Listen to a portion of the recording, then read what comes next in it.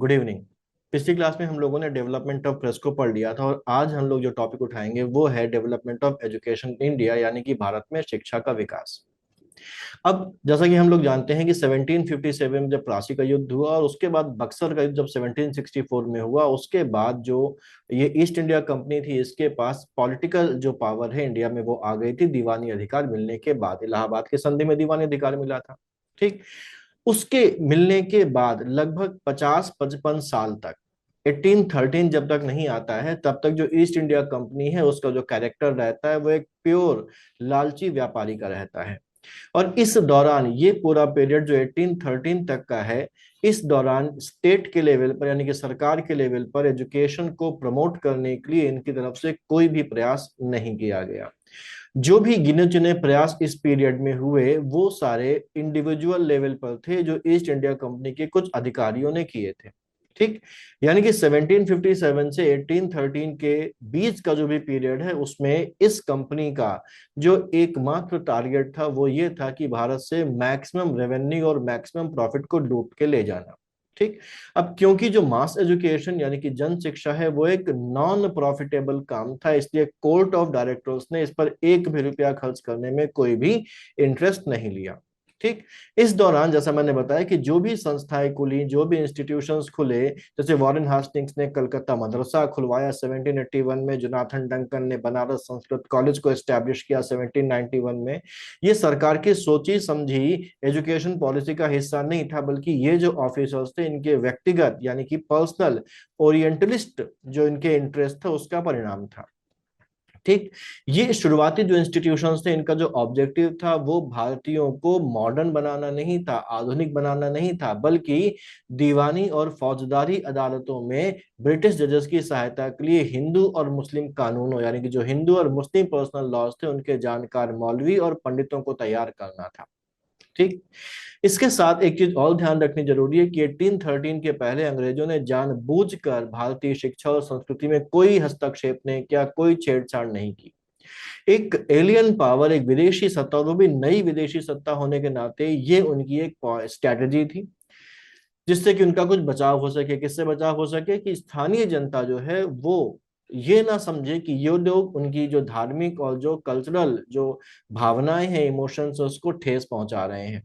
क्योंकि अगर उनको ऐसा लगता तो इनकी जो नई नई सत्ता जो स्टैब्लिश है उसके खिलाफ जो विद्रोह है, जो विरोध है, वो शुरुआत में ही हो सकते थे। इनकी पॉलिसी में जो चेंज आता है वो 1813 से आता है। 1813 से जो एजुकेशन है इसके प्रति राज्य की जो उदासीनता है वो खत्म होती है, और ये उदासीनता जो खत्म होती है वो 1813 के चार्टर एक्ट से खत्म होती है।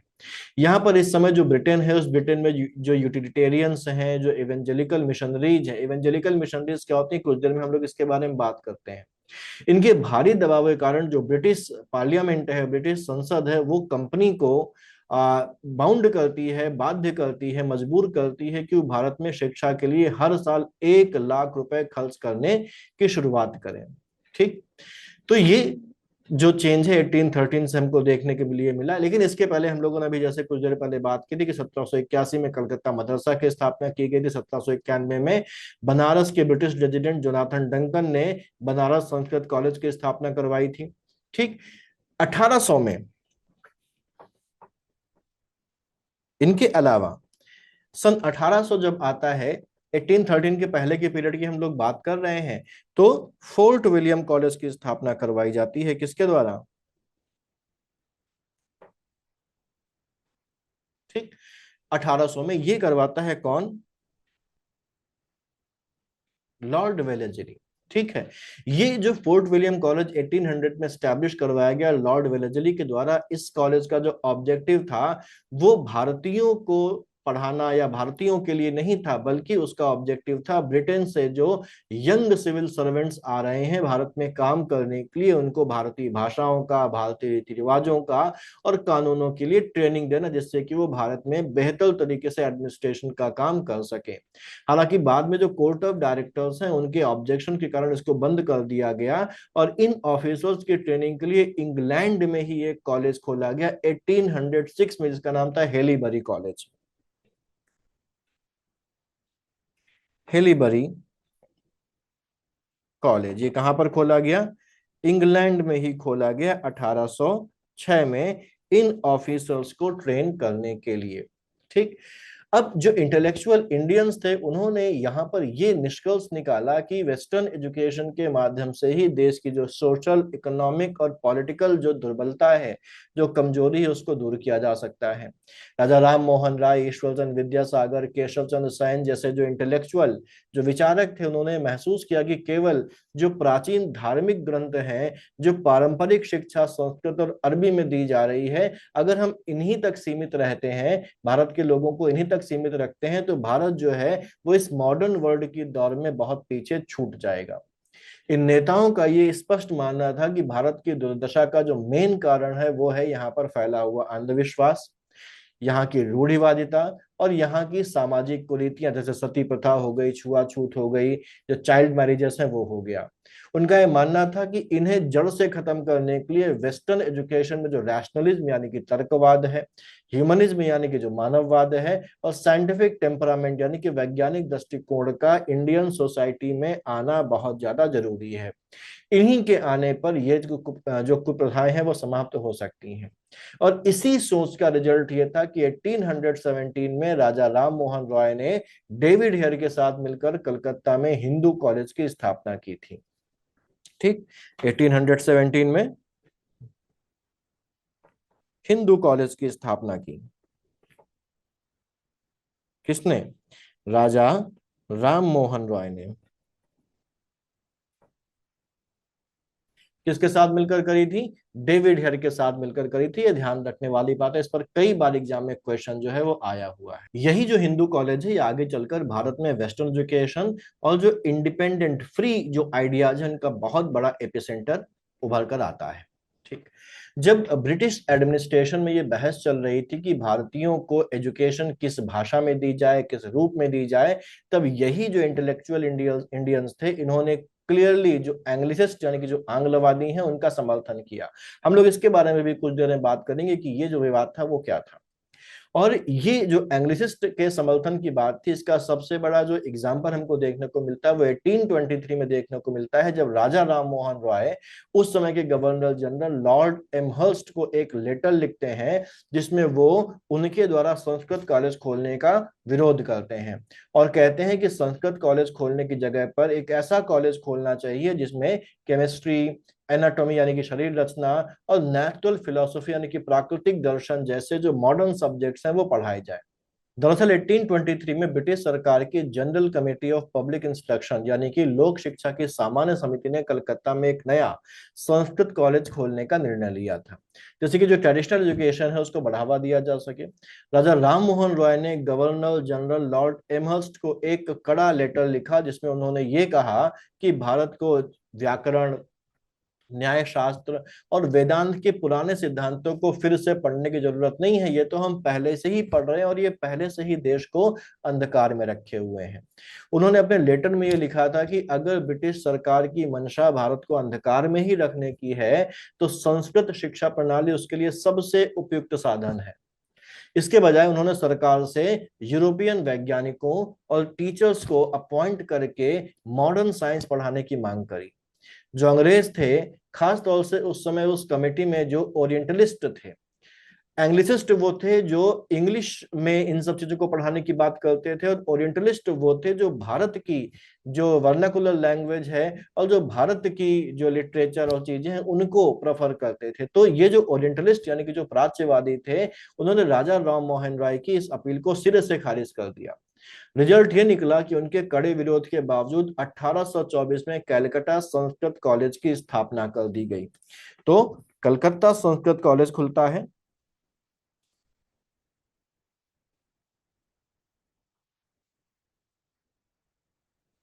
1824 में, जिसका विरोध किया था राजा राम मोहन राय का। मिशनरीज ने ये निष्कर्ष निकाला यहाँ पर कि जो वेस्टर्न एजुकेशन है उसके प्रचार से भारतीयों को उनके परंपरागत धर्म में आस्था समाप्त हो जाएगी और वह ईसाई धर्म ग्रहण कर लेंगे। अभी जैसा मैंने कुछ देर पहले बात की थी कि मिशनरीज ने वेस्टर्न एजुकेशन को बढ़ावा देने की बात इंडिया में करी थी। मिशनरीज ने हर साल 1 लाख रुपए एजुकेशन के लिए देने का दबाव ब्रिटिश संसद के ऊपर डाला था और अल्टीमेटली ब्रिटिश संसद ने यहाँ के लोगों से कहा, वो जिसका प्रोविजन 1813 के चार्टर एक्ट में किया गया था। तो ये इनका ऑब्जेक्टिव ये था कि जब वेस्टर्न एजुकेशन यहाँ पर आएगी तो भारतीयों का जो अंधविश्वास है वो खत्म होगा, भारतीयों के मन में उनके धर्म ग्रंथों ने जो बातें भर के रखी हैं उनसे उनका जो मन है वो हटेगा, और इससे उनका जो परंपरागत धर्म है इसमें उनकी आस्था जो है वो खत्म हो जाएगी और आसानी से उनको क्रिश्चियनिटी में कन्वर्ट किया जा सकेगा। ठीक। अच्छा, मैंने भी एक टर्म बोला था इवेंजेलिकल, पहले उसको समझ लेते हैं। इवेंजेलिकल जो होते थे वो इस बात पर दृढ़ विश्वास करते थे कि जो ईसाई धर्म है और जो बाइबल है यही दुनिया का अल्टीमेट ट्रुथ है, यही दुनिया का एकमात्र सत्य है। उनका मानना था कि जो सच्चा ईसाई है वो नहीं है जो चलते जाता है, बल्कि सच्चा ईसाई वो है जो पूरी दुनिया में घूम घूम कर ईश्वर यानी कि जीसस का जो है प्रचार करता है, और वो लोग जो ईसाई नहीं है उनको कन्वर्ट कर कर उनको क्रिश्चियनिटी में लेके आता है और उनको दुनिया के पापों से बचाता है। ठीक। ब्रिटेन में ये जो इवेंजेलिकल आंदोलन था इसका सबसे शक्तिशाली राजनीतिक ग्रुप जो था वो क्लैपहम कम्युनिटी थी, जिसका हेड जो था वो चार्ल्स ग्रांट था। ठीक। हेड ने क्या बोले, जो प्रमुख नेता था वो चार्ल्स ग्रांट था। इसके साथ साथ विलियम विल्बर फोल्स भी इनके साथ में थे, और ये लोग ब्रिटिश संसद में बहुत ज्यादा इन्फ्लुएंस रखते थे। ठीक है। इनका ये विश्वास था कि भारतीय समाज जो है वो अंधकार, कुरीतियों और नैतिक पतन का शिकार है। चार्ल्स ग्रांट, जिनको भारत में आधुनिक शिक्षा की वकालत करने वाला पहला व्यक्ति माना जाता है, उन्होंने क्लियरली कहा था कि भारत की इस दुर्दशा का एकमात्र इलाज जो है वो वेस्टर्न एजुकेशन और ईसाई धर्म का प्रसार है। ठीक। तो ये जो मिशनरीज थी इन्होंने धर्मांतरण के लिए तलवार का या फोर्स का यूज नहीं किया, बल्कि जो शिक्षा है, जो एजुकेशन, उसको एक साइकोलॉजिकल टूल बनाया। उनकी स्ट्रेटजी थी कि जब इंडियन जो यूथ है वो वेस्टर्न साइंस, ज्योग्राफी और तर्कशास्त्र पढ़ेंगे तो उनकी अपनी पुरानी मान्यता जैसे पृथ्वी का चपटा होना या पौराणिक कथाएं जिनमें भगवान के अवतारों की बात की गई है, जो मिथ्स हैं, उनसे उनकी आस्था टूट जाएगी और एक आइडियोलॉजिकल वैक्यूम उनके मन में उत्पन्न होगा, और इस आइडियोलॉजिकल वैक्यूम को ये लोग अपने ईसाई धर्म के प्रचार से भर देंगे और उनको आसानी से क्रिश्चियनिटी में कन्वर्ट करवा लेंगे। तो ये सारा बैकग्राउंड था। हम लोग अब बात करते हैं 1813 के चार्टर एक्ट की।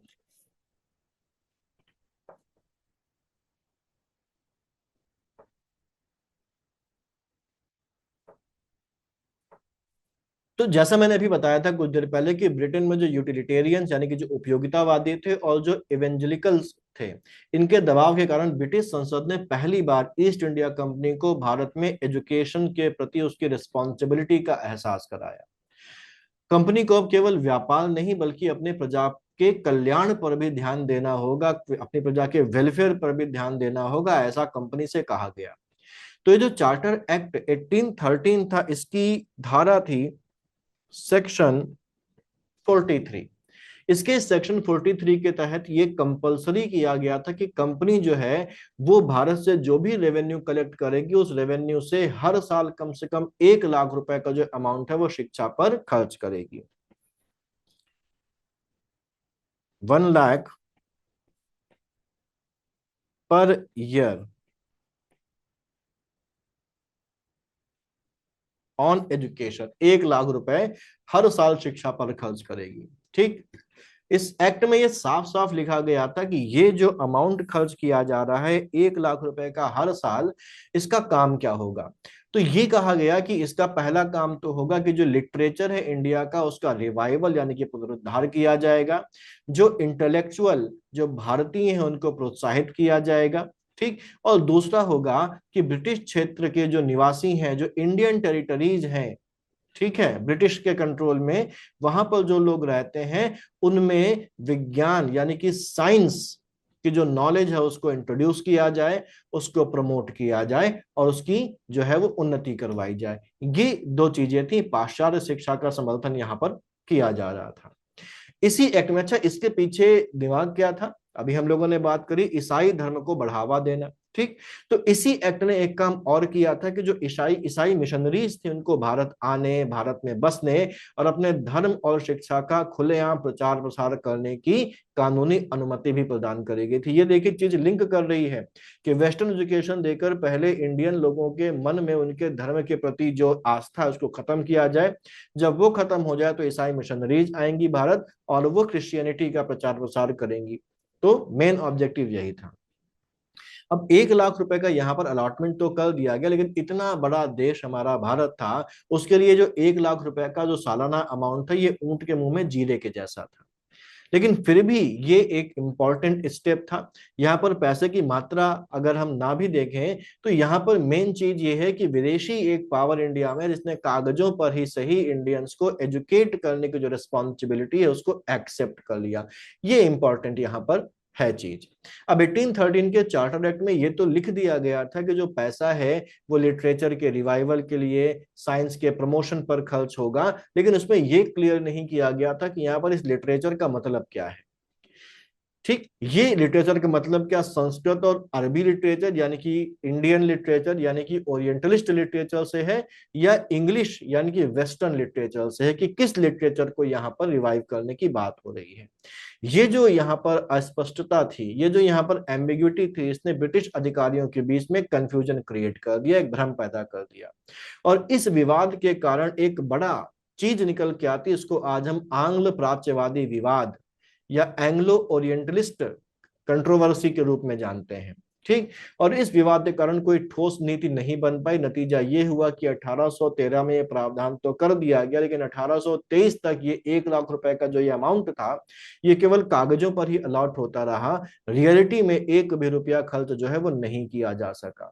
और अल्टीमेटली ये 10 साल का जो डेडलॉक था, जो 10 साल का गतिरोध था, इसको तोड़ने के लिए 1823 में उस समय के जो गवर्नर जनरल थे, एक्टिंग गवर्नर जनरल थे, कार्यवाहक गवर्नर जनरल थे जॉन एडम। ठीक है, उन्होंने 17 जुलाई 1823 को general committee of public instruction का गठन किया। ध्यान रखिएगा, हम लोगों ने पिछली क्लास में देखा था जॉन एडम का नाम आया था। ये जॉन एडम वही है जिन्होंने प्रेस पर प्रतिबंध लगाने वाला लाइसेंसिंग रेगुलेशन एक्ट 1823 लागू किया था, जिसकी हम लोगों ने पिछली वीडियो में चर्चा की थी। तो यहां पर जॉन एडम्स ने 17 जुलाई 1823 को एक्टिंग गवर्नर जनरल है, इन्होंने 17 जुलाई 1823 को 10 मेंबर्स वाली एक कमेटी बनाई, जिसका नाम था लोक शिक्षा की सामान्य समिति, हिंदी में।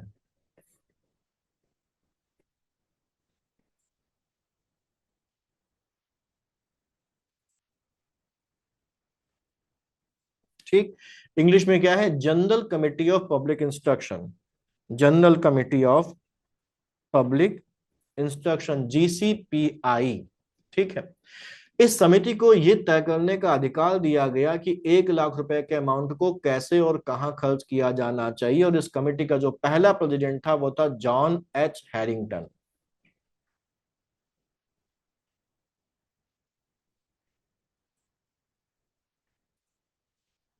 पहला चेयरमैन इस कमेटी का था जॉन एच हैरिंगटन, यानी कि जॉन हर्बर्ट हैरिंगटन। ठीक, अच्छा, बाजार में कई सारी बुक्स जो है, जो टेस्ट सीरीज, उसमें एक चीज गलती देखने को मिलती है, उसमें इस कमेटी का अध्यक्ष जो है वो बताया जाता है लॉर्ड मैकाले को। तो यहाँ पर ये ध्यान रखना है कि लोक शिक्षा की सामान्य समिति यानी कि जीसीपीआई जो बनी थी, इसका पहला अध्यक्ष जो था वो जॉन हर्बर्ट हैरिंगटन यानी कि जे एच हैरिंगटन था। ठीक, लॉर्ड मैकाले जो है वो 1834 में पहली बार लॉ मेंबर बनकर भारत आया था। 1823 में नहीं, 1834 में जब वो भारत आया था, तो उस समय का जो गवर्नर जनरल था लॉर्ड विलियम बेंटिंग था। उसने ये जो एंग्लो ओरिएंटलिस्ट विवाद है जिसकी हम लोगों ने बात करी, इसको सुलझाने के लिए मैकाले को 1834 में समिति का जो अध्यक्ष है वो नियुक्त किया था। तो ध्यान रखिएगा, मैकाले इस समिति का अध्यक्ष तो बना, लेकिन वो पहला अध्यक्ष नहीं था, वो 1834 में अध्यक्ष बना। पहला अध्यक्ष कौन था? पहला अध्यक्ष था जे एच हैरिंगटन। तो इसमें कंफ्यूज नहीं होना है, इसको ध्यान रखना है। तो ये चार्टर एक्ट के बारे में और उससे रिलेटेड बातें हम लोगों ने देखी। अब लॉर्ड मैकाले की हम लोगों ने बात करी कि 1834 में वो उस कमेटी का अध्यक्ष बना। ठीक, और 1834 में लॉर्ड मैकाले भारत आया। लॉर्ड मैकाले से रिलेटेड एक बहुत इंपॉर्टेंट चीज हमारे इस एजुकेशन के डेवलपमेंट में है, जिसको हम लॉर्ड मैकाले मिनट के नाम से जानते हैं, लॉर्ड मैकाले के स्मृति पत्र के नाम से जानते हैं, जो 1835 में आया। तो अगला जो पॉइंट हमको यहाँ पर देखना है वो है लॉर्ड मैकाले का स्मरण पत्र। ये पहला पॉइंट खत्म। लॉर्ड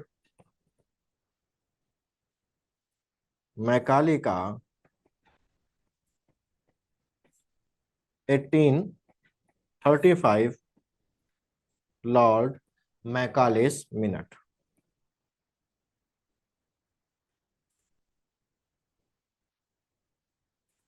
ठीक। अब लॉर्ड मैकाले के मिनट को समझने से पहले हमको, जिसकी हम लोगों ने भी कुछ देर पहले बात की थी, एंग्लिसिस्ट ओरिएंटलिस्ट कंट्रोवर्सी या एंग्लो ओरिएंटलिस्ट कंट्रोवर्सी, या हिंदी में तो आंग्ल प्राच्यवादी विवाद को समझना जरूरी है। ठीक।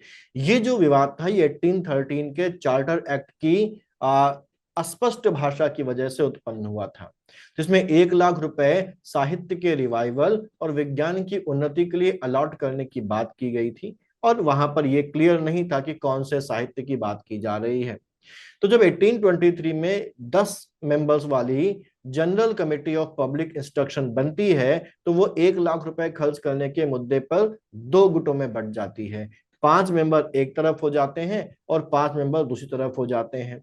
एक जो ग्रुप है उसको कहा जाता है ओरिएंटलिस्ट फैक्शन, यानी कि प्राच्यवादी गुट।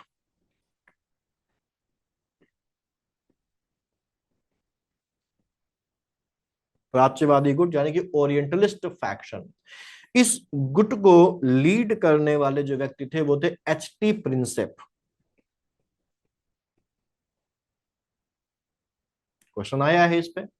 और साथ साथ थे इनके एच विल्सन। इनका यह मानना था कि 1830 की एक्ट में लिटरेचर का मतलब है इंडियन लिटरेचर। उन्होंने किसको सपोर्ट किया?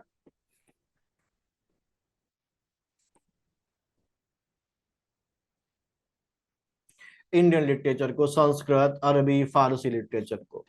ऑब्जेक्टिव क्या था इनका? ये भारत का जो ट्रेडिशनल एजुकेशन सिस्टम है उसको ही कंटिन्यू रखना चाहते थे, और उनका लॉजिक ये था कि अचानक से अगर हम वेस्टर्न एजुकेशन थोप देंगे इंडियंस के ऊपर तो यहाँ पर विद्रोह भड़क सकता है।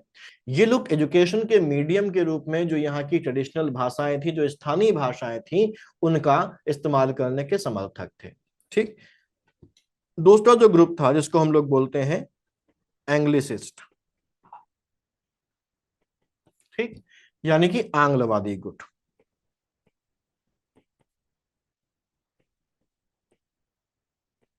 ठीक है। ये आंग्लवादी गुट जो था इसको लीड कौन कर रहा था? इसको नेतृत्व कर रहे थे चार्ल्स ट्रेवेलियन।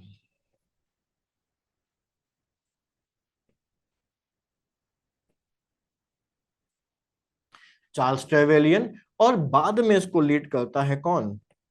Lord Macaulay. है ना। इनका मानना था कि जो ये ओरिएंटलिस्ट शिक्षा है, जो स्थानीय शिक्षा है, वो पुरानी है, नॉन साइंटिफिक है और बहुत ज्यादा अंधविश्वासों से भरी हुई है। ये लोग चाहते थे कि ये जो 1 लाख रुपए का पूरा अमाउंट है ये केवल western education, western science, western philosophy और वेस्टर्न लिटरेचर को पढ़ाने पर खर्च की जाए, और एजुकेशन का जो मीडियम हो वो केवल और केवल इंग्लिश हो। किसी और लैंग्वेज में कोई भी पढ़ाई ना करी जाए, केवल इंग्लिश मीडियम में ही सारी पढ़ाई हो। एक बात यहाँ पर ध्यान रखनी है कि ये जो डिस्प्यूट या जो कंट्रोवर्सी अराइज हुई थी वो इस बात पर नहीं थी कि इंडियंस के लिए क्या अच्छा है। ये दोनों ही गुट इस बात पर टिके हुए थे कि ब्रिटिश एम्पायर के लिए क्या ज्यादा फायदेमंद है। जो ओरिएंटलिस्ट यानी कि प्राच्यवादी थे वो ब्रिटिश राज को बचाने के लिए भारतीयों को खुश रखना चाहते थे, इसको बोलते हैं पॉलिसी ऑफ कंसिलिएशन। वहीं जो एंग्लिसिस्ट थे वो ये समझ चुके थे कि कंपनी का जो एम्पायर है वो बहुत तेजी से फैल रहा है। एडमिनिस्ट्रेशन के निचले लेवल्स पर काम करने के लिए ब्रिटेन से क्लर्क बुलाना बहुत महंगा था, और उन्हें सस्ते दरों पर काम करने वाले, कम वेतन पर काम करने वाले भारतीय क्लर्कों की एक बड़ी फौज चाहिए थी जो अंग्रेजी जानते हो और जो ब्रिटिश एडमिनिस्ट्रेशन है उसके प्रति लॉयल भी हो, यानी कि वफादार भी हो। ये जो पूरा विवाद था इसका अंत करने के लिए मैकाले का मिनट आता है 1835 में। ठीक। यानी कि जो एंग्लिसिस्ट ओरिएंटलिस्ट कंट्रोवर्सी है इसको सुलझाने के लिए उस समय के governor general Lord William Bentinck अपनी एग्जीक्यूटिव काउंसिल यानी कि कार्यकारी परिषद के एक लॉ मेंबर जिनका नाम था मैकाले, पूरा नाम है Thomas Babington Macaulay. Thomas Babington Macaulay. वायस्टाकी एग्जीक्यूटिव काउंसिल के लॉ मेंबर थे। इनको ये बना देता है लोक शिक्षा समिति यानी कि general committee of public instruction का अध्यक्ष बना देता है। तो ये अध्यक्ष कब बनते हैं? 1834 में। ठीक।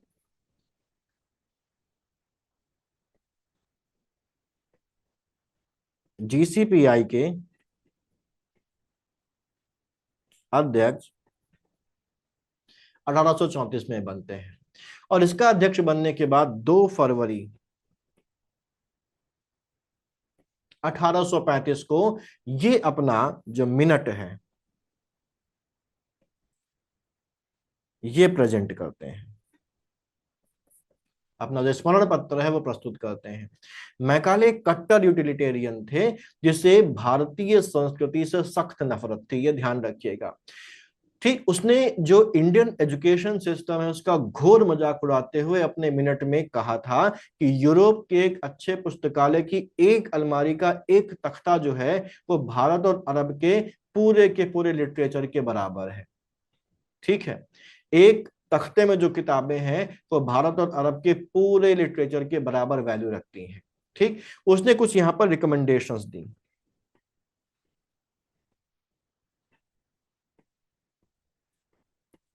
क्या सिफारिशें दी?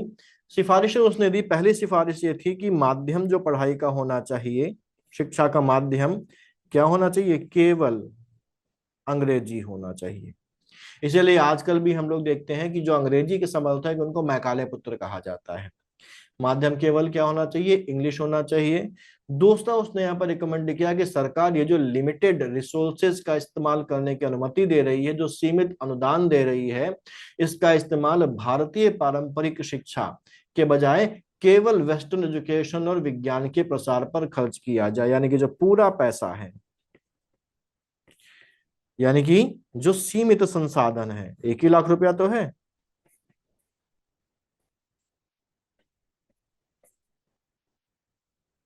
पूरा उपयोग केवल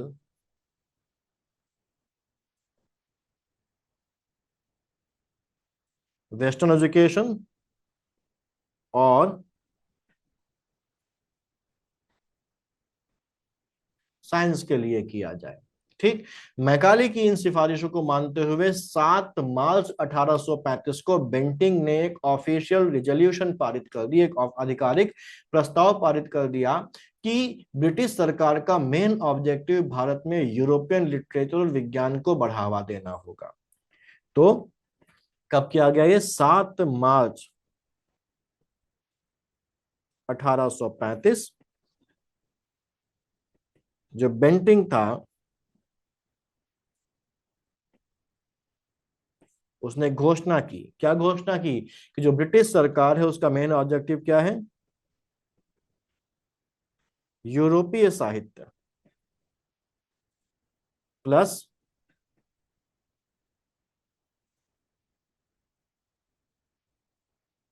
विज्ञान को बढ़ावा देना। ठीक है, मैकाले का जो ऑब्जेक्टिव था वो भारतीयों का इंटेलेक्चुअल डेवलपमेंट करना नहीं था, उसका उद्देश्य भारतीयों का बौद्धिक विकास करना नहीं था। उसका असली एजेंडा इन बातों से निकल के आता है जो उसने बोली थी। उसने ये कहा था कि हमें एक ऐसा वर्ग तैयार करना चाहिए जो हमारे और उन लाखों लोगों के बीच में दुभाषिए का काम करे, इंटरप्रेटर्स का काम करे, जिन पर हम रूल करते हैं, जिन पर हम शासन करते हैं। एक ऐसा ग्रुप, एक ऐसा क्लास, एक ऐसा वर्ग जो रक्त और रंग से तो भारतीय हो लेकिन अपनी पसंद, अपने विचारों, अपनी नैतिकता और बुद्धि से क्या हो? अंग्रेज हो। यानी कि उसका ऑब्जेक्टिव ये था। ये बेसिकली जो ब्रिटिश एडमिनिस्ट्रेशन उसको सस्ते और लॉयल क्लर्क्स उपलब्ध कराने की एक डिप्लोमेटिक चाल थी इसकी। ठीक, यहां पर एक चीज और निकल के आती है मैकाले के इसी मिनट से, जिसको हम लोग बोलते हैं डाउनवर्ड फिल्ट्रेशन थ्योरी। इसको भी जानना जरूरी है। डाउनवर्ड फिल्ट्रेशन थ्योरी हिंदी में बोलते हैं अधोमुखी निस्यंदन का सिद्धांत। ठीक, ये क्या था? मैकाले को ये पता था कि मुट्ठी भर अंग्रेजों के लिए भारत की इतनी बड़ी पॉपुलेशन को एजुकेट करना इम्पॉसिबल है। इसलिए उसने फिल्ट्रेशन थ्योरी का कंसेप्ट दिया। फिल्ट्रेशन थ्योरी के अनुसार सरकार केवल जो सोसाइटी है उसके उच्च और मध्यम वर्ग को अंग्रेजी शिक्षा दे, यानी कि हायर और मिडिल क्लास के लोगों को इंग्लिश एजुकेशन दी जाए। और ये जो क्लास के लोग हैं ये जब आम जनता के संपर्क में रहेंगे तो धीरे धीरे ये जो शिक्षा है ये छन कर फिल्टर होकर खुद ब खुद जो है वो मासेस तक पहुंच जाएगी। ठीक। मैकाले के जो रिकमेंडेशंस थे, मैकाले के जो सुझाव थे, उसके बाद सरकार ने स्कूलों और कॉलेजेस में जो एजुकेशन उसका मीडियम अंग्रेजी बना दिया और बड़े पैमाने पर अंग्रेजी माध्यम से शिक्षा देने वाले स्कूलों और कॉलेजों की स्थापना की गई। अंग्रेजों ने अंग्रेजी भाषा इसलिए लागू की ताकि भारतीय उनके मानसिक गुलाम बने। लेकिन इसी अंग्रेजी भाषा ने भारत के अलग अलग कोन जैसे बंगाल, बॉम्बे, मद्रास का जो एजुकेशन ग्रुप था, जो शिक्षित वर्ग था, उसको आपस में जुड़ने के लिए एक संपर्क भाषा दे दी। ठीक। क्योंकि ये लोग अभी तक जैसे बंगाल में बंगाली बोली जाती है, मद्रास में दूसरी भाषा बोली जाती है, किसी और राज्य में कोई और भाषा बोली जाती है, तो ये लैंग्वेज एक बड़ा बैरियर था इन लोगों के बीच में कम्युनिकेट करने का। लेकिन अब एक भाषा से सबको पढ़ाया जा रहा है तो वो जो बैरियर है वो टूट गया और इंग्लिश में ये जो शिक्षित वर्ग है आपस में जुड़ने लगा, एक संपर्क भाषा लिंगुआ फ्रैंका प्रोवाइड कर दी। और इसी आधुनिक शिक्षित वर्ग ने वेस्टर्न जो विचारक थे, फिलोसोफर्स थे, उनको पढ़ा, रूसो को पढ़ा, जॉन लॉक को पढ़ा और आगे चलकर ये जो चीज है ये इंडियन नेशनलिज्म को बढ़ावा देने का भी काम करती है। और यही लोग आगे चलकर फिर क्या करते हैं, जो फ्रीडम मूवमेंट है उस फ्रीडम मूवमेंट को लीड करते हैं चलकर आगे।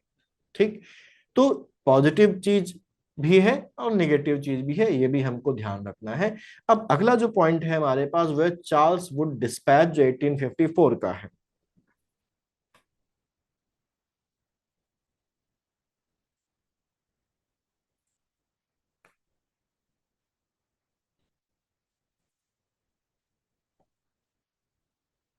अठारह का चार्ल्स वुड डिस्पैच।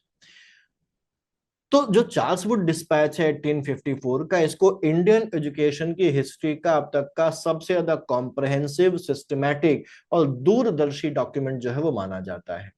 और इसीलिए चार्ल्स वुड डिस्पैच को बोला जाता है Magna Carta of Indian education या Magna Carta of English education in India. भारतीय शिक्षा का मैग्ना कार्टा बोला जाता है इसको। ठीक। लॉर्ड डलहौजी का जब टेन्योर चल रहा था तो उस समय जो बोर्ड ऑफ कंट्रोल था उसका हेड था, उसका जो चेयरमैन था वो चार्ल्स वुड थे। ठीक। और चार्ल्स वुड ने एक लेटर भेजा था इंडिया में और इस लेटर ने एजुकेशन की जो डायरेक्शन है उसको पूरी तरीके से इंस्टीट्यूशनलाइज कर दिया इंडिया में। ठीक। ये जो डिस्पैच यानी कि जो लेटर आया था उसने शिक्षा के लिए एक हायरार्किकल स्ट्रक्चर तैयार किया, एक पिरामिड नुमा ढांचा तैयार किया। ठीक। यहां पर अगर हम लोग एक एक करके बात करें तो यहां पर जो मीडियम ऑफ इंस्ट्रक्शन यानी कि शिक्षा का माध्यम रखने की बात हुई।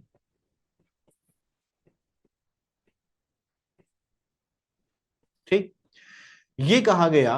अच्छा, मैकाले के अपोजिट जो चार्ल्स वुड है उसने एक प्रैक्टिकल रास्ता अपनाया। उसने तय किया कि हायर एजुकेशन का जो मीडियम होगा वो इंग्लिश होगा, लेकिन जो प्राइमरी लेवल पर है उस प्राइमरी लेवल पर एजुकेशन को वर्नाकुलर लैंग्वेज यानी कि स्थानीय या देशी भाषाओं में पढ़ाया जाएगा। ठीक। और हाई स्कूल लेवल पर एंग्लो वर्नाकुलर यानी कि आंग्ल देशी भाषा का प्रयोग होगा। तो यहाँ पर तीन चीजें हमारे पास निकल के आती हैं। यहाँ पर क्या कहा गया कि जो प्राइमरी एजुकेशन होगी वो देशी भाषा में होगी, स्थानीय भाषा में।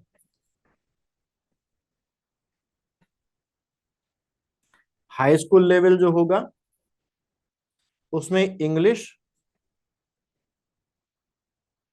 प्लस देशी भाषा दोनों का प्रयोग होगा। और जो हायर एजुकेशन होगी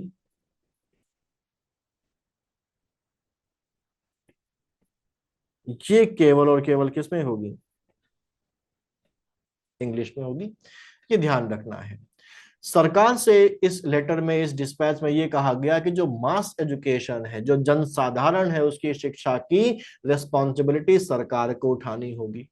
यहाँ पर एक सुझाव दिया गया कि गांव में जो है वो प्राइमरी जो स्कूल्स हैं, प्राथमिक पाठशालाएं हैं, उनकी स्थापना की जाए। उसके बाद जिला स्तर पर आंग्ल देशी भाषा यानी कि ये लेवल के जो स्कूल्स हैं उनको एस्टैब्लिश किया जाए। और साथ साथ लंदन जो विश्वविद्यालय है उसकी तर्ज पर 3 प्रेसिडेंसी शहरों बंबई, कलकत्ता और मद्रास में यूनिवर्सिटी एस्टैब्लिश की जाए। तो प्राइमरी एजुकेशन के लिए क्या कहा गया कि गांवों में इनको एस्टैब्लिश किया जाए। तो प्राइमरी एजुकेशन के लिए स्कूल्स, प्राइमरी स्कूल्स गांवों में एस्टैब्लिश किए जाए। इंग्लिश प्लस देशी भाषा हाई स्कूल के लिए, इनकी स्थापना कहाँ की जाए, जिला स्तर पर की जाए।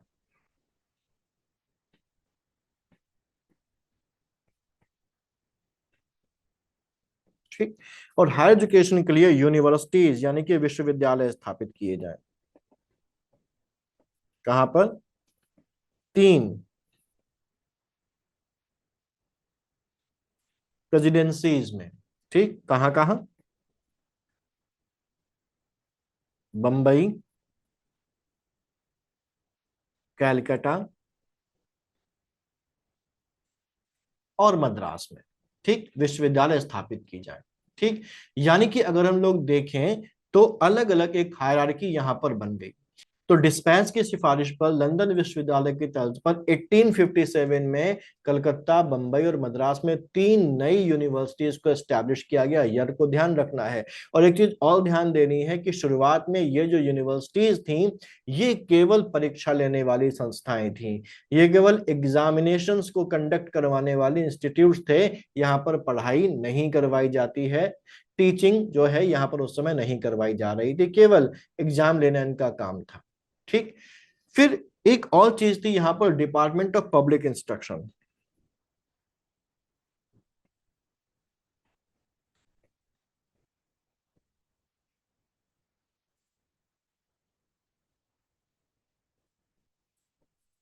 यानी कि लोक शिक्षा विभाग।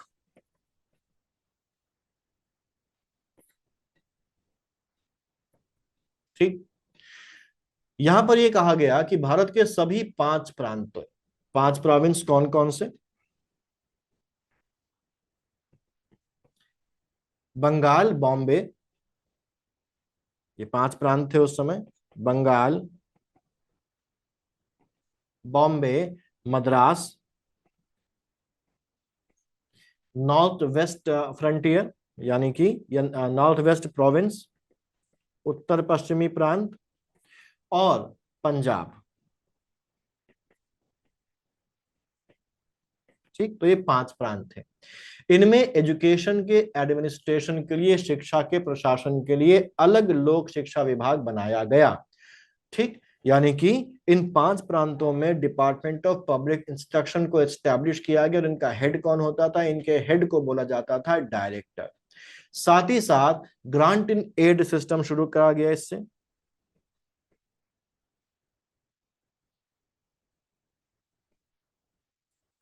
हिंदी में क्या बोलेंगे,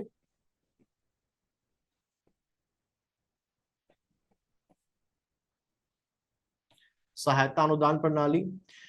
प्राइवेट एफर्ट्स को केवल सरकार ही ना करे बल्कि प्राइवेट सेक्टर से भी लोग आए, निजी लोग भी आए और वो स्कूलों को खोलें। ठीक, शिक्षण संस्थाओं को खोलें। तो यहां पर इन निजी प्रयासों को, प्राइवेट एफर्ट्स को बढ़ावा देने के लिए सरकार ने ये कहा कि जो रिकॉग्नाइज्ड निजी स्कूल होंगे और जो कॉलेजेस होंगे उनको सरकार क्या देगी, वित्तीय अनुदान देगी, फिनेंशियल ग्रांट देगी, पैसा देगी। ठीक। इस डिस्पैच ने पहली बार फीमेल एजुकेशन, टीचर्स ट्रेनिंग और वोकेशनल एजुकेशन पर जोर दिया। तो इसीलिए महिलाओं की शिक्षा को बढ़ावा देने के लिए चार्ल्स वुड डिस्पैच को ध्यान रखा जाता है आज भी।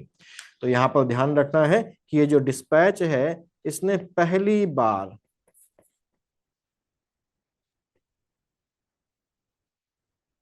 स्त्री शिक्षा, शिक्षकों की ट्रेनिंग यानी कि प्रशिक्षण यानी कि टीचर्स ट्रेनिंग और व्यवसायिक शिक्षा यानी कि वोकेशनल एजुकेशन, इसकी बात की, ठीक, इसकी शुरुआत करी, इस पर जोर दिया। यहां यह ध्यान देना है कि मैकाली का जो डाउनवर्ड फिल्ट्रेशन की थ्योरी थी वो केवल उच्च वर्ग और मध्यम वर्ग तक सीमित थी, लेकिन जो वुड का डिस्पैच आया उसने इसको ऑफिशियली रूप से रिजेक्ट कर दिया और ये कहा कि जो मास एजुकेशन है वो स्टेट की रिस्पॉन्सिबिलिटी है, वो राज्य का यानी कि सरकार का उत्तरदायित्व है। हालांकि मास एजुकेशन को सरकार का उत्तरदायित्व उसने बना दिया, लेकिन इन रियलिटी पैसे की कमी की वजह से मास एजुकेशन का सपना जो है वो अधूरा ही रह गया। ठीक, डिस्पैच में ये क्लियरली लिखा हुआ था कि ये जो एजुकेशन इसका ऑब्जेक्टिव इंडियंस को वेस्टर्न कल्चर से अवगत कराना है, वेस्टर्न कल्चर के प्रति उनको जागरूक करना है, जिसकी वजह से उनके अंदर जो ब्रिटिश वस्तुएं हैं उनके लिए उनका इंटरेस्ट डेवलप हो, उनके तरफ से इसकी डिमांड यानी कि मांग पैदा हो सके। यानी कि इस एजुकेशन का एक बड़ा ऑब्जेक्टिव था भारत को ब्रिटेन के इंडस्ट्रियल जो फैक्ट्रीज हैं उनके लिए एक पक्का कंज्यूमर मार्केट बनाना। ठीक है, तो ये भी इनका एक हिडन एजेंडा यहां पर था। ठीक, एक चीज और, क्योंकि यहाँ पर ग्रांट इन एड सिस्टम की बात की गई, सरकार जो है वो सहायता अनुदान प्रदान करेगी, इसलिए यहाँ पर सेक्युलर एजुकेशन का कंसेप्ट भी आया।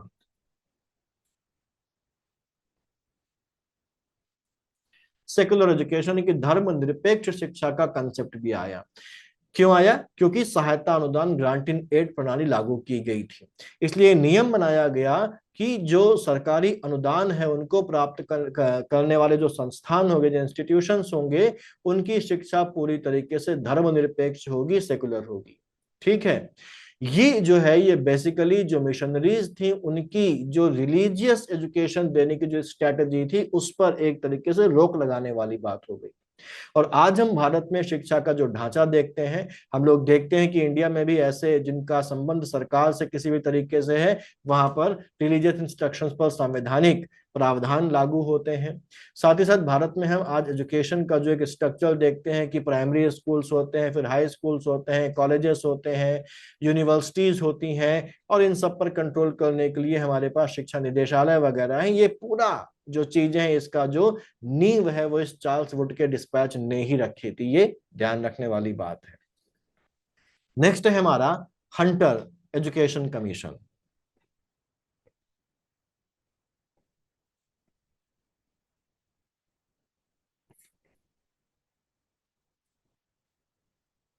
दो हंटर कमीशन है, एक जलियांवाला बाग से रिलेटेड है, और ये जो है इसको हम लोग इसीलिए बोल रहे हैं कि डिफरेंशिएट हो जाए, ये क्या, ये हंटर एजुकेशन कमीशन है।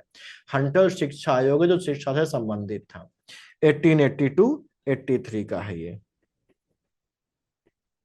ठीक, अब जब चार्ल्स वुड का डिस्पैच 1854 में आया, उसके बाद 25-30 सालों तक शिक्षा के जो फील्ड है उसमें क्या इंप्रूवमेंट हुई, क्या प्रगति हुई, इसकी समीक्षा करने के लिए जो उस समय का वायसराय था लॉर्ड रिपन।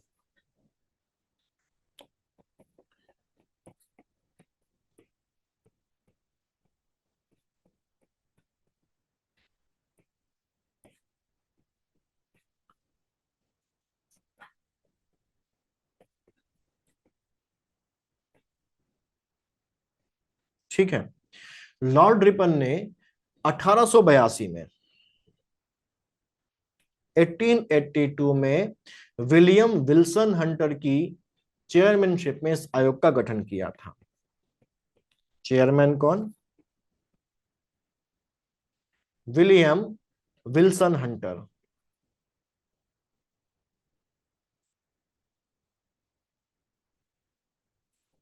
ये इसके चेयरमैन थे और इन्हीं की वजह से इसको हंटर कमीशन के नाम से जाना जाता था। अब ये जो कमीशन था इसका जो कार्य क्षेत्र था वो केवल प्राइमरी और सेकेंडरी एजुकेशन तक सीमित था, यानी कि इसका जो कार्य क्षेत्र था, जो स्कोप था, वो केवल कहां तक सीमित था? प्राइमरी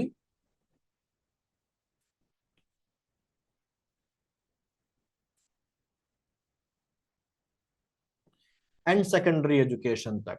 ठीक, यूनिवर्सिटी की जो एजुकेशन थी उसको इसके दायरे से बाहर रखा गया था, यानी कि नॉट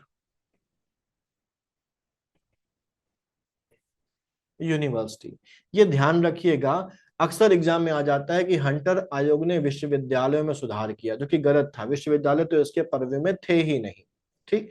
अभी जो हंटर कमीशन है, इसने ये माना कि जो सरकार है उसने मास एजुकेशन को ध्यान नहीं दिया, उस पर मास एजुकेशन की यानी कि जन शिक्षा की उपेक्षा की है।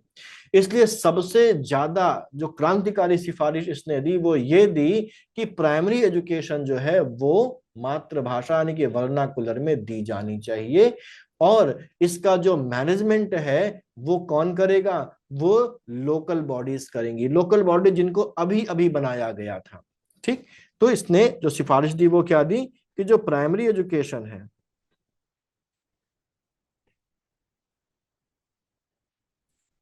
वो किस में हो?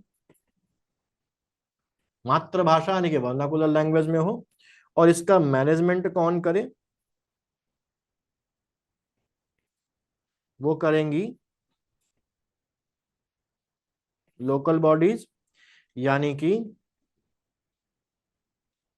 स्थानीय निकाय। स्थानीय निकाय का मतलब जो जिला बोर्ड होंगे, जो नगर पालिकाएं होंगी।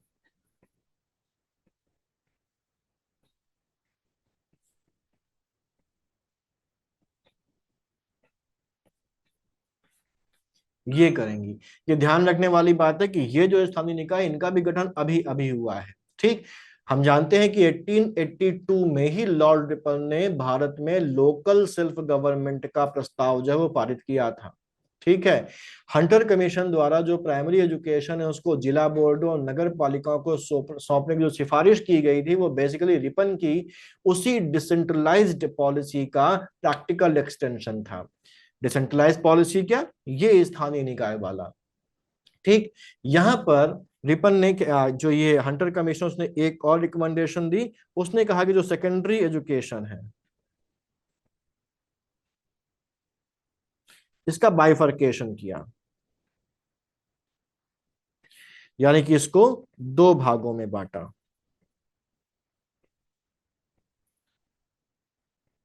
ठीक। सेकेंडरी एजुकेशन माध्यमिक शिक्षा को दो भागों में बांटा, दो अलग अलग धाराओं में बांटने की सिफारिश की। पहली, साहित्यिक शिक्षा यानी कि लिटरेरी या एकेडमिक कोर्सेज।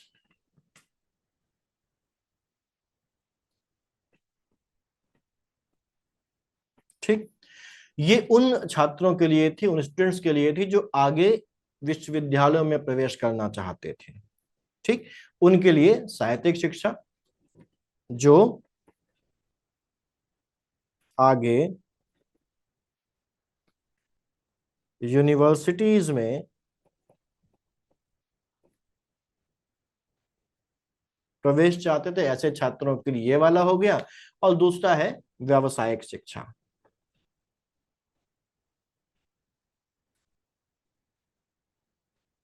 यानी कि वोकेशनल या कॉमर्शियल कोर्सेज। ये उन छात्रों के लिए थे जो स्कूल के बाद सीधे कोई व्यापार करना चाहते थे या नौकरी में जाना चाहते थे।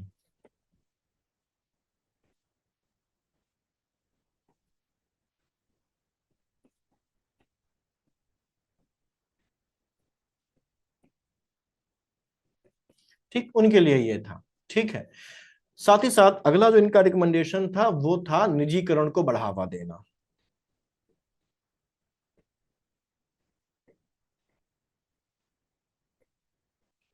ठीक।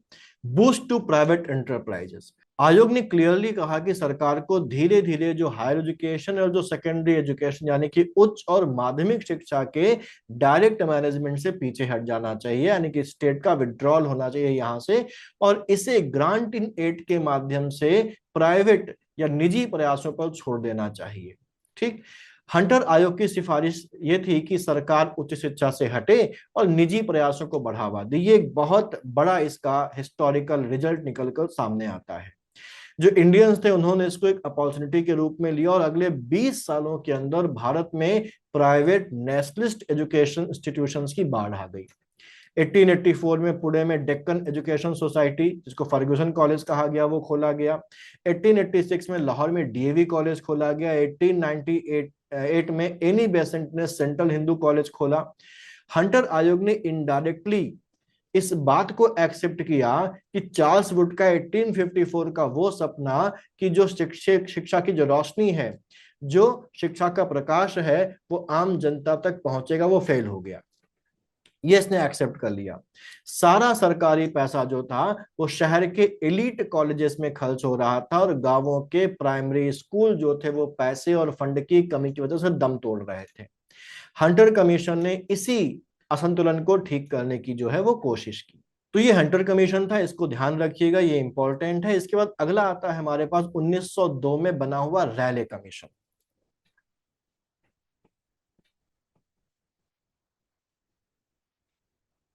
रैले कमीशन 1902, ठीक, यानी कि RALEIGH,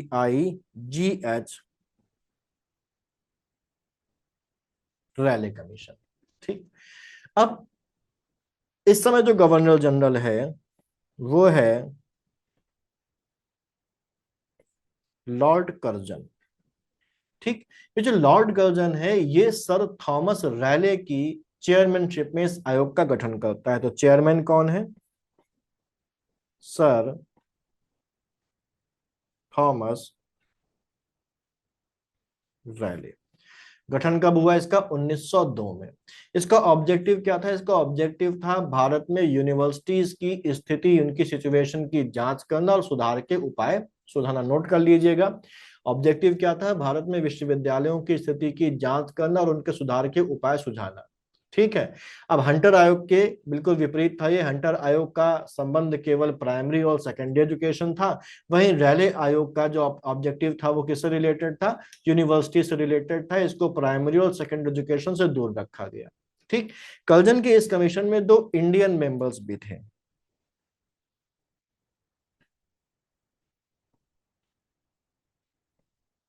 ये जो दो इंडियन मेंबर्स थे इनमें एक थे सैयद हुसैन बिलग्रामी,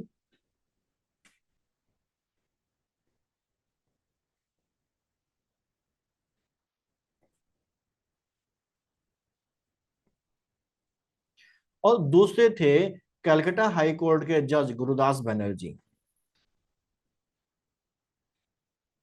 गुरुदास बनर्जी ये क्या थे? कलकत्ता हाई कोर्ट के ये जज थे। ठीक। रैले आयोग की रिकमेंडेशंस के बेसिस पर कर्जन ने इंडियन यूनिवर्सिटीज एक्ट 1904 को पास किया। तो इसकी रिकमेंडेशन पर एक एक्ट आया,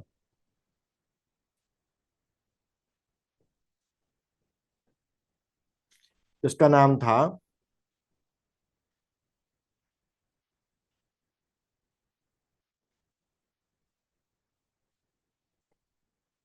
इंडियन यूनिवर्सिटीज एक्ट 1904, यानी कि भारतीय विश्वविद्यालय अधिनियम।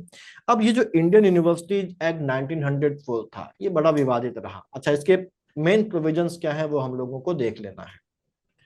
तो प्रावधान क्या थे इसके? तो इसका पहला प्रावधान था कि अभी तक यूनिवर्सिटी जो थी वो केवल एग्जामिनिंग बॉडीज थी। अब इनको एग्जामिनिंग बॉडी से आगे बढ़ाकर टीचिंग एंड रिसर्च का काम भी करना है। तो यूनिवर्सिटीज इनको परीक्षा लेने वाली संस्था से बदलकर अब इनके पास टीचिंग प्लस रिसर्च का काम भी इनके पास आ गया। तो कन्वर्ट हो गई, अभी टीचिंग और रिसर्च होगा, एग्जाम तो लेंगे ही लेंगी। साथ ही साथ इसने जो है वो सरकारी नियंत्रण को बढ़ावा दिया। इसके पीछे भी एक हिडन एजेंडा है इनका, अभी देखते हैं वो हिडन एजेंडा क्या है। यानी कि स्टेट कंट्रोल को बढ़ावा। जो यूनिवर्सिटीज होती थी इनका जो सीनेट, सीनेट को हम बोल सकते हैं कि इनकी गवर्निंग बॉडी, इसमें जो मेंबर्स की संख्या है वो घटा दी गई। और इन मेंबर्स को घटाने के बाद जो बचे उनमें भी जो मेजोरिटी थी, वो मेजोरिटी का अपॉइंटमेंट कैसे होगा? सरकार के द्वारा नॉमिनेट किए जाने के बाद होगा। यानी कि अब सरकार अपने लोगों को यहाँ पर नॉमिनेट करती थी सीनेट में, और जब सरकार के द्वारा नॉमिनेट किए गए सरकार के नुमाइंदे वहां पर सीनेट में बैठेंगे, तो जाहिर सी बात है कि कंट्रोल किसका एस्टेब्लिश हो जाएगा? सरकार का एस्टेब्लिश हो जाएगा। यानी कि विश्वविद्यालयों पर जो सरकारी नियंत्रण है वो बढ़ा दिया गया। ठीक। दूसरी चीज यहां पर आ गई वीटो पावर। ठीक। वीटो पावर, सरकार को सीनेट द्वारा बनाए गए किसी भी नियम को वीटो करने या रद्द करने का अधिकार था। ठीक। इस अधिनियम के तहत, यानी कि सीनेट में सरकार का कंट्रोल तो है, लेकिन उसके बाद भी अगर वो सीनेट यूनिवर्सिटी के लिए कोई ऐसा नियम बना देती है जो सरकार को लगता है कि सही नहीं है, तो सरकार सीनेट के बनाए गए उस नियम को रद्द कर सकती थी और अपनी तरफ से नए नियम वहां पर इंप्लीमेंट करवा सकती थी। तो ये वीटो सरकार के पास है, यानी कि पूरा का पूरा जो शिकंजा है वो सरकार ने यूनिवर्सिटीज पर कस लिया। सरकार को ये अधिकार भी था कि सीनेट के द्वारा बनाए गए नियमों में वो चेंज भी कर सकती है, संशोधन भी कर सकती है, और सरकार अगर जरूरी समझे तो इस संबंध में नए नियम भी बना सकती है। ठीक। तो पूरा पूरा शिकंजा कस गया। इसके अलावा एक काम क्या किया गया? जो एफिलिएशन के जो रूल्स थे उनको सख्त कर दिया गया। हिंदी में क्या बोलेंगे? सख्त संबद्धता नियम। यानी कि एफिलिएशंस के रूल्स को कठिन बना दिया गया। जो निजी कॉलेजेस थे उनको किसी भी यूनिवर्सिटी से जो एफिलिएशन मिलती थी उसकी शर्तें बड़ी कठोर कर दी गई, जिससे कि जो नए कॉलेजेस हैं वो आसानी से ना खुल सकें।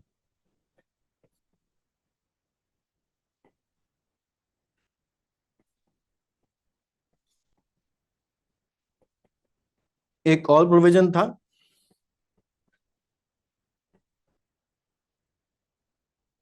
वित्तीय अनुदान का, फिनेंशियल ग्रांट का।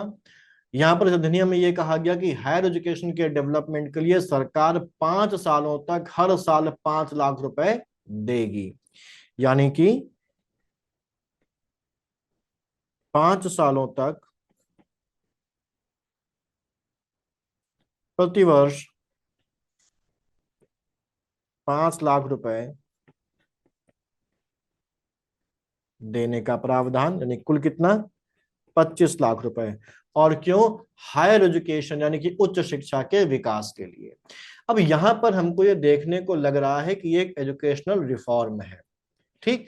लॉर्ड कर्जन का ये जो कदम है, ये अगर हम सतह से देखें तो एक शैक्षिक सुधार यानी कि एजुकेशनल रिफॉर्म दिखता है, लेकिन अगर हम इसकी गहराई में जाते हैं तो हमको ये समझ में आता है कि ये एजुकेशनल रिफॉर्म तो कम था, लेकिन इसका मेन ऑब्जेक्टिव था इंडियन नेशनलिज्म, यानी कि जो भारतीय राष्ट्रवाद उभर कर आ रहा था उसको कुचलने के लिए एक पॉलिटिकल टूल था कर्जन का। ठीक।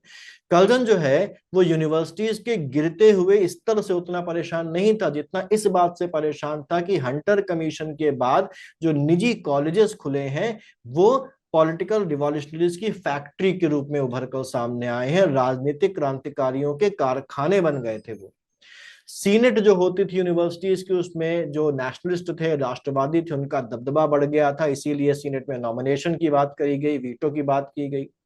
ठीक।